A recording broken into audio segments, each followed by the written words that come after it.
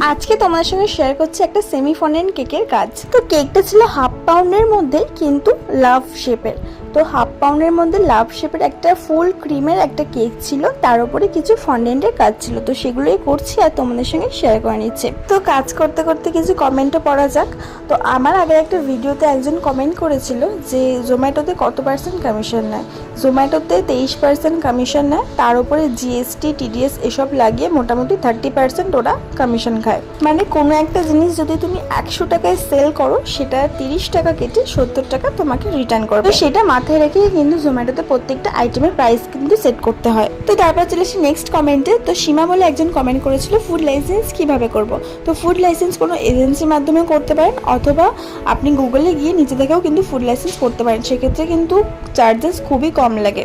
দেখো ইতিমধ্যে আমার কেকটাও কমপ্লিট। কিরকম লেগেছে অবশ্যই জানিও, আর কিছু জানার থাকলে অবশ্যই কমেন্ট করো।